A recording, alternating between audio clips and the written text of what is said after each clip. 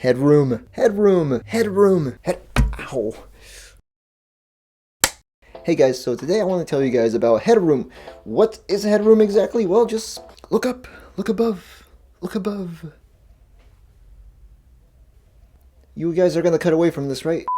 It's basically that gap between the top of your head and the top of the frame, and it's going to come in really handy if you want to film a good shot. All you have to do basically is just kind of keep framing yourself like that and you're good to go, right? And that's, in a nutshell, that's basically it. So yeah, I mean, like, comment, subscribe, and hey, I'll talk to you guys later, all right? Take it easy, later. You guys thought I was done with this? No! This is not a Snapchat video, this is a YouTube video. I have a little, it's not that easy. Let me go into a little more explanation here. And why this in the first place? Why the headroom in the first place? Well, I mean, it's pleasing to the eye. That's basically all it is. It kind of forms like this nice little, it looks like you're looking at a picture basically. So as you can see, this is kind of acceptable headroom because there's some space separating like the top of the head from the top of the frame. And yeah, I mean, you can go a little lower, maybe like this, or maybe that's too much, I can't really tell. But you can go a little lower, you can go a little higher, as long as you're not like grazing the top of the frame. And just for your information, the background, because it's white, all the white area around me is basically called negative space or dead space. No, not that type of dead space, no. No, definitely not. Alright, you guys, no more necromorphs. We have necromorphs here? Maybe. What are you doing? We're gonna have to talk after this.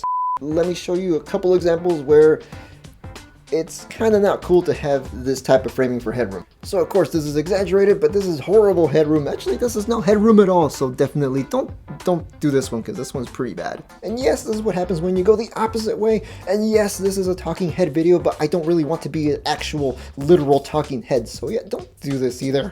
But you know what? There are examples of exceptions to the guideline. I never like to say these are rules, so let's take a look at them. If you're filming a close-up, you can afford to cut the top of the head, the forehead off, because of course you have to move the camera close, so that's going to be acceptable. And another example is if you're trying to film a close-up of an eye, of course you're not going to be able to, frame the whole head, because obviously it's not an extreme close-up if you're framing that far back. And yes, there's other exceptions to this guideline, because maybe you want to disorient the viewer or make it look like something's quite not right. Maybe you do want to cut a little bit of just the top of the head off with the camera, and yeah, I mean, it's totally appropriate. It just depends on how you do it. It depends if it's a stylistic thing or not. As long as it backs up what you're trying to do, then go for it. So anyway, you guys, that is it for this tutorial. Hopefully you enjoyed it, helped you out, and if it did, then give it a thumbs up. If you want to check out more tutorials, I also did one for the rule of thirds and for the 180-degree rule, so if you want to check those out, then please do.